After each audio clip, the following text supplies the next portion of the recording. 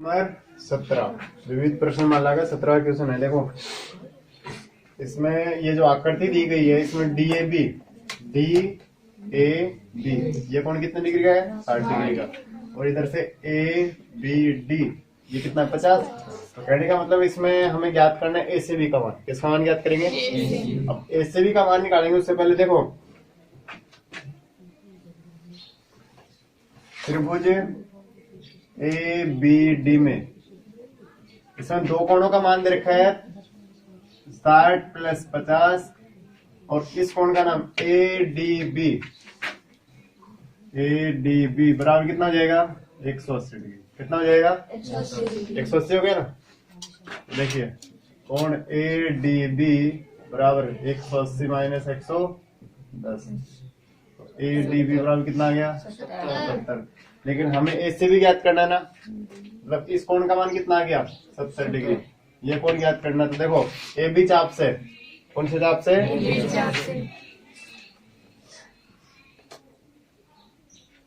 इसी चाप से कोण बन रहे हैं ये, और इसी चाप से कोण बन रहे हैं ये। देखो ए बी रेखा है ना, ये भी इसकी जीवा है।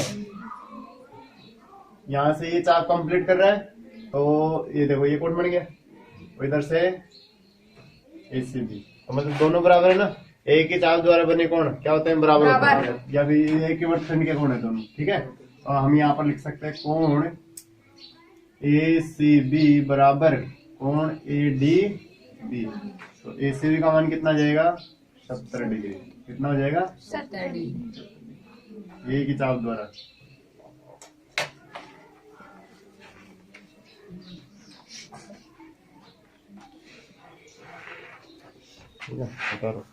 Question number 18।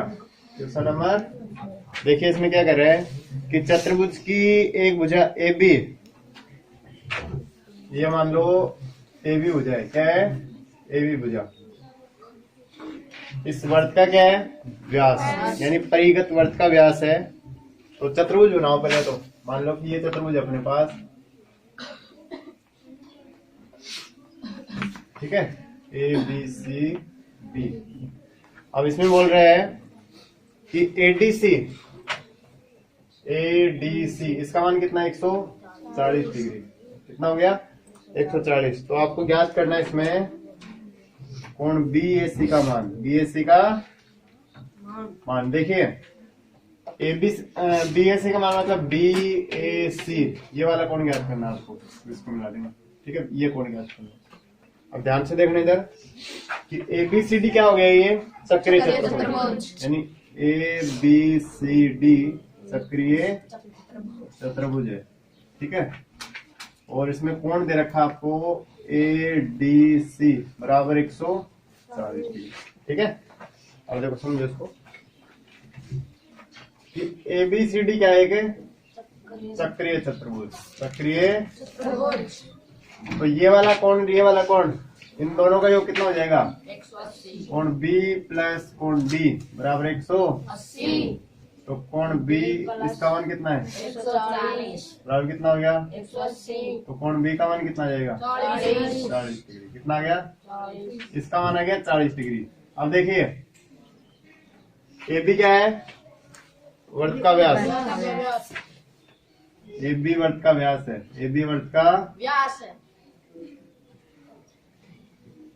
ए बी वर्त का व्यास है। तो ऊपर जो आकृति बन रही है ये हो गई अर्धवर्त। क्या हो गई? अर्धवर्त। और अर्धवर्त के किसी बिंदु पर बना कोण 90 डिग्री तो क्या होता है? समकोणांतरित करता है ना, यानी अर्धवर्त समकोणांतरित करता है। तो ये कोण कितना हो गया?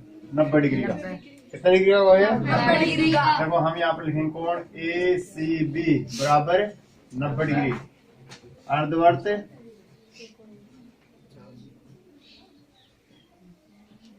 समकोण अंतरित करता है। अंतरित, ठीक है। तो देखो ये कोण कितना हो गया? 90। अब देखो त्रिभुज ले, उसमें त्रिभुज ए बी सी में एक कोण 40 का है, एक कोण 90 का है, और इसमें ज्ञात करना है कोण बी ए सी का मान बराबर 180। तो कोण बी ए सी बराबर कितना जाएगा? 180 माइनस ये यहाँ पर आएगा 40 आ गया ना। तो ये कितना हो गया 130 हो गया ना। तो कोण बी ए सी बराबर कितना गया 50 आ गया। कितना आ गया ठीक है। क्वेश्चन नंबर 19 आकृति 12.75 में बीसी क्या है वृत्त का व्यास। इसमें आपको दे रखा है कोण बी ए ओ बराबर 60 डिग्री। बी ए ओ ये वाला जो एंगल है ना ये कितने डिग्री का है 60 डिग्री का। कितने डिग्री का है 60 डिग्री का। तो इसमें आपको ज्ञात करना है कि एडीसी कोण एडीसी का मान एडीसी का मान ठीक है।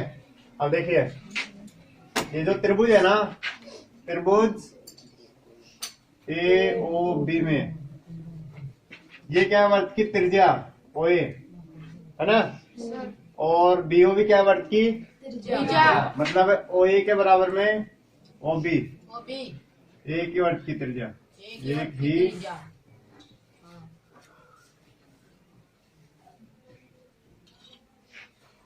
एडीसी का मान ज्ञात करना ना। एडीसी कौन सा बिंदु है ये रहा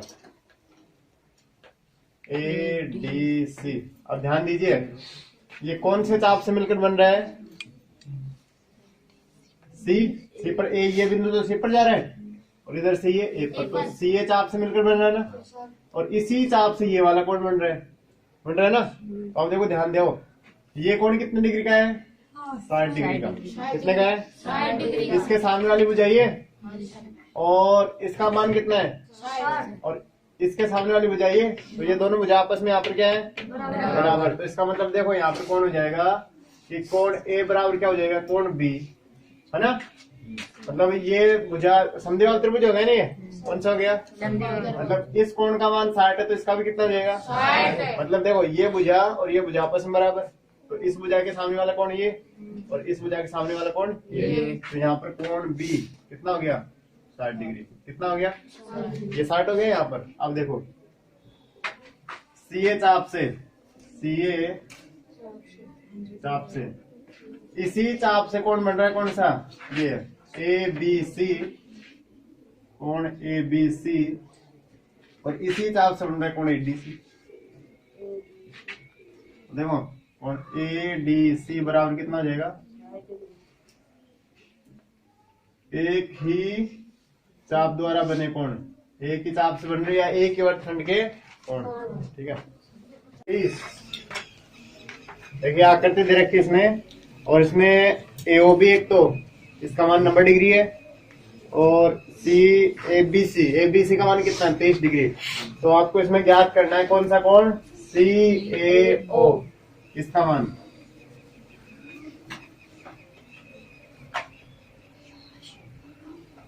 तो देखो ये 90 डिग्री बन रहा है ना यहाँ पर। तो हमें इसका मान निकालेंगे ये OA और OB बराबर वर्त की त्रिज्या हो गई ना। तो ये 90 डिग्री है ना ये वाला एंगल कितनी डिग्री 90 डिग्री। तो ये दोनों जो कोण है ये वाला कोण और ये पूरा मतलब इस त्रिभुज में आ रहा है ना AOB। तो इन दोनों का मान कितना हो जाएगा 45 हो जाएगा। कितना हो जाएगा 45। तो ये एंगल है ये वाला 15 हो जाएगा है ना। अब देखो ध्यान दो ये भी वही चाप से बनेगा सी ए कौन सा ओ। तो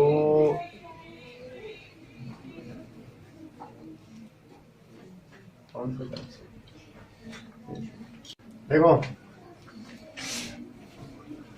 यहाँ पर लेंगे त्रिभुज ए ओ बी में ये दोनों भुजा बराबर है ओ ए बराबर ओ बी त्रिज्या हो गई ना। तो इसका मतलब ये वाला कोण देखो ये वाला कोण यानी कोण का नाम इसको मान लो एक मान लो कोण नंबर 1 और ये पूरा कोण 2 ठीक है। तो कोण 1 बराबर कोण 2 ये दोनों बराबर हो गए ठीक है। तो ध्यान दीजिए 90 प्लस कोण 1 प्लस कोण 2 बराबर कितना हो गया 180 बाई ASP ठीक है। तो देखो ध्यान दीजिए 90 इधर ये 90 तो इधर चला जाएगा ना ये हो जाएगा 2 कोण 1, यानी बराबर है ना आपस में, तो ये इधर हो जाएगा 90। तो कोण 1 बराबर कितना हो गया? 45 डिग्री। कितना आ गया? 45 डिग्री। ठीक है, इस कोण का मान कितना आ गया? 45। कितना आ गया? 45। समझ आ गया यहाँ तक? अब देखिए आगे ध्यान, इसका मान भी कितना हो जाएगा? 45, यानी कोण 2 भी कितना हो जाएगा? 45 डिग्री हो जाएगा। कितना हो जाएगा? 45। दोनों कोण 45 हो गए। अब ध्यान दीजिए, ए बी चाप से, ए बी चाप से, तो ए बी चाप से देखो केंद्र के ऊपर कोण बन रहा है ना, यानी कोण ए ओ बी बराबर 2 कोण, और इसी चाप से परिधि के शेष भाग पर यहाँ पर, तो कौन हो जाएगा ये? ए सी बी। तो इसका मान तो कितना? 90। ठीक है, और ये बटे में आ जाएगा 2। ए सी बी, कोण ए सी बी का मान कितना आ गया? 45 डिग्री। कितना आ गया भाई? 45 डिग्री आ गया। ठीक है, इस एंगल का मान आ गया 45। ध्यान दीजिए। अब वापस त्रिभुज ले, कौन सा? A B C. कौन सा त्रिभुज? यानी त्रिभुज लेंगे अपन इसमें ए बी सी त्रिभुज। ठीक है, त्रिभुज ए बी सी में, त्रिभुज ए बी सी में, तो देखिए 30 45, यानी कोण 30 plus 45 plus C A B, कोण सी ए बी बराबर कितना हो गया? वो 180। तो कोण सी ए बी का मान कितना जाएगा? 180 माइनस 75, तो कोण सी ए बी का मान आ जाएगा 105 डिग्री। कितना आ गया? 105। यहाँ तक किसी को समस्या नहीं होनी चाहिए। अब देखो आगे, इस पूरे एंगल का मान आ गया 75, ओ सॉरी 105 आ गया। 105 में से अगर ये 45 को घटा दिया जाए ना, तो कौन सा कोण आ जाएगा? कोण सी ए ओ।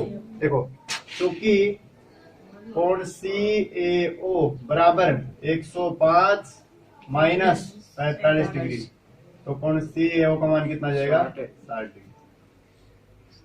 ठीक है, कर लो। क्वेश्चन नंबर 21, एक वर्ग की 2 बराबर जीवाएं, ये दोनों जीवाएं क्या है? बराबर है, परस्पर प्रतिच्छेद करती है। मान लो कि ई बिंदु के ऊपर एक दूसरे क्या कर रही है? प्रतिच्छेद। तो सिद्ध करो कि एक जीवा के 2 भाग दूसरी जीवा के दोनों भागों को पृथक बराबर कर। देखो, हमें सिद्ध करना है कि ए इधर बड़ा भाग है ना, ये बड़ा, इधर से ये बड़ा भाग है ना, वैसे कंफर्म नहीं है ये बड़ा है, लेकिन ए के बराबर में आपको सिद्ध करना है डीई, और बी के बराबर में सिद्ध करना है सीई। ठीक है, ऐसे क्वेश्चन पहले कर चुके हैं। तो देखो ध्यान दो, पहले तो इसमें जो दिया गया वो लिखो। इसमें दिया है जीवा ए बी के बराबर में है जीवा सी डी, जीवा सी डी। अब इसमें सिद्ध करना है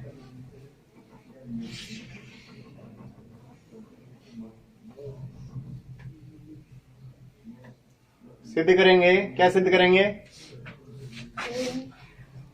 ए के बराबर में तो आना चाहिए डीई, पहला पार्ट।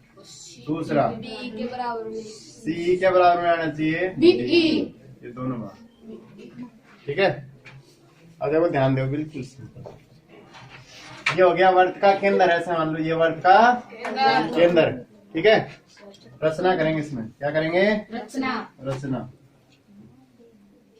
अब रचना में देखो, ये वर्त का केंद्र है, परमे है ना, परमे कि वर्त के केंद्र से जीवा क्या होती है? हम दूरस्थ, और लंबी होता है ना। ये हो गया एम, इधर से एन, ये लंब डल गया दोनों तरफ। तो हम यहाँ पर कह सकते हैं कि ओ एम लंब है ए बी, व ओ एन लंब सी डी, ये 2 लंब डाल दिए, और इस ओ को किससे मिला दो? इससे, तथा ओ को इससे मिलाए। ठीक है, ओ को किससे मिला दिया? समझाया? अब देखो ध्यान दीजिए, उपपत्ति।